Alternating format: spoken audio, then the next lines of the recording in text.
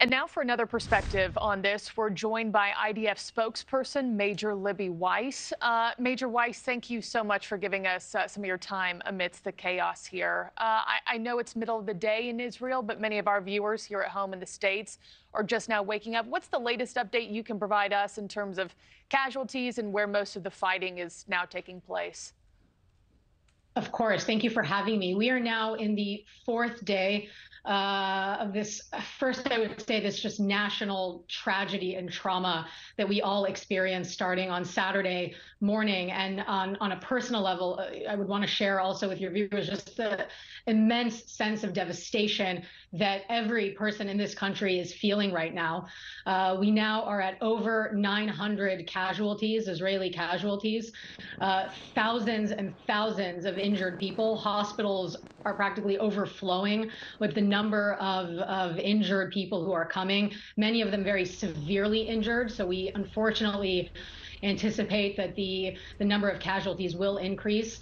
And of course, the dozens of hostages who we watched on social media and videos and images just be horrifically dragged from their homes in the streets and paraded with some sort of sick depravity on the streets in Gaza. So it's an immense tragedy that we are all feeling right now amidst the news as it develops and the operational situation, which really continues to be dynamic. There is a sense here that the battle is continuing. The battle is continuing within Israeli territory as we speak.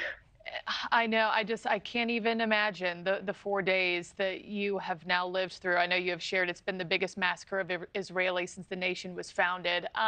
Major Weiss, Prime Minister Netanyahu says the IDF will strike Hamas, quote, like never before. And IDF troops have begun sealing off Gaza, of course. How long do you expect this siege to last? Well, right now we are very much in it. And I think it's important to reflect that, which is that we're not at a stage where we can summarize what's happened or that we've reached some sort of conclusion. We anticipate and are planning for a long road ahead and to do whatever we have to do to prevent Hamas from continually attacking us.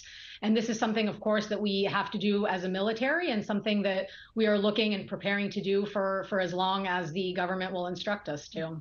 And I know, is there any way for Israel to destroy Hamas without mass killing the innocent people and Palestinians in Gaza? I mean, how do you take that into account when it comes to a response here to this terrorist organization?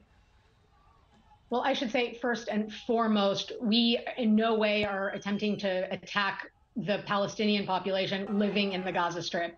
It is not something that we have ever done. Our focus right now is on striking Hamas. And we have for years, and every type of interaction like this that happens, every time Hamas commits acts of terror against Israel, we have said it. We have said it to the world. We have called and said, look at what Hamas is doing. Look at what this terror organization is doing to us. And look at what they're doing to their own people. And we will continue to operate as professionally as we can in an incredibly complex operational reality in the Gaza Strip, because of course we know that Hamas has little regard for civilians of any sort. Obviously, we've seen this, and certainly no regard for their own civilians, amongst whom they hide constantly. So it's a very, very challenging scenario, but I can say that the goal now is to target Hamas and to make sure that they cannot keep attacking us as they have continuously in the last several days. Yeah, we know they are cold-blooded, calculated killers. My last question for you, Major. The latest number we've been given is that 11 Americans have been killed in the attacks by Hamas. The White House has warned that several Americans may have been taken hostage. Do you have any latest information on American hostages that may have been taken and the efforts being done to get everybody back home?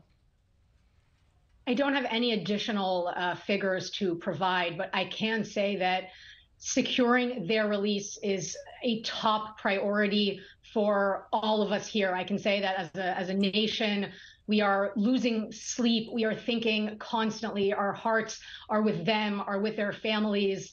And this is something that we all feel so immensely at every moment. And we are thinking about them constantly and doing absolutely whatever we can for them to be able to come home safely, regardless of where they're from. It's just such a crime against civilians, a crime against humanity, a crime of war. It's horrific, and we are thinking about them and working to do everything we can to bring them home, of course, as soon as possible. Thank you for watching. Go to newsnationnow.com to find NewsNation on your television provider. And don't forget to click the red subscribe button below to get more of NewsNation's fact-driven, unbiased coverage.